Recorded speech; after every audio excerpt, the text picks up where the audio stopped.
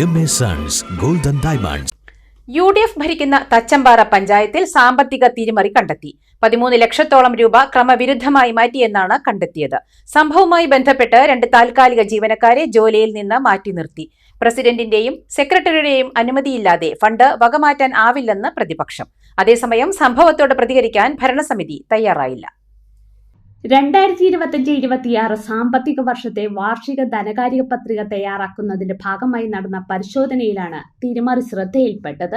15ലേറെ ഇടപാടുകളിലൂടെ 13 ലക്ഷത്തോളം രൂപ അനധികൃതമായി കൈമാറിയെന്നാണ് പ്രാഥമിക കണ്ടെത്തൽ. ഈ ഗ്രാമസ്വരാജ് വഴി പഞ്ചായത്ത് നടത്തിയ പണമിടപാടിലാണ് അസ്വാഭാവികതയുള്ളത്. പഞ്ചായത്ത് ജോയിന്റ് ഡയറക്ടർ നടത്തിയ പരിശോധനയിൽ തുക ജീവനക്കാരിയുടെ ഭർത്താവിന്റെ അക്കൗണ്ടിലേക്ക് പോയതായി കണ്ടെത്തി.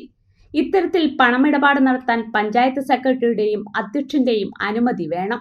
പഞ്ചായത്ത് സെക്രട്ടറിയുടെയും അധ്യക്ഷന്റെയും അനുമതിയും അറിവുമില്ലാതെ ഡിജിറ്റൽ ഒപ്പ് ഉപയോഗിച്ച് തട്ടിപ്പ് നടത്തിയെന്ന് കാണിച്ച് കല്ലടിക്കോട് പോലീസിൽ പഞ്ചായത്ത് സെക്രട്ടറി പരാതി നൽകി.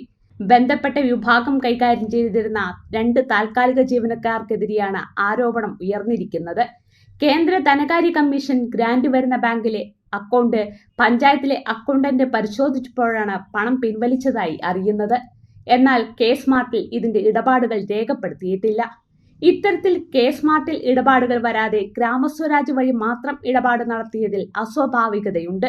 വാർഷിക ധനകാര്യ പത്രിക പൂർത്തീകരിക്കാൻ കഴിയാത്തതിനാൽ ഈ വർഷത്തെ വാർഷിക ധനകാര്യ പത്രിക സമർപ്പിക്കാൻ കഴിയാത്തതും സാഹചര്യം ഗുരുതരമാക്കും.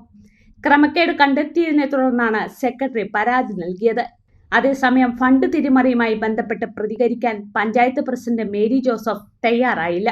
പഞ്ചായത്ത് തിരിമറിയിൽ കൃത്യമായ അന്വേഷണം വേണമെന്ന് CPM ആവശ്യപ്പെട്ടു.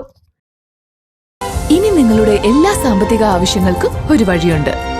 UGS gold loan. നിങ്ങളുടെ ഏത് സാമ്പത്തിക ആവശ്യങ്ങൾക്കും ഒരു വഴിയുണ്ട്. UGS gold loan.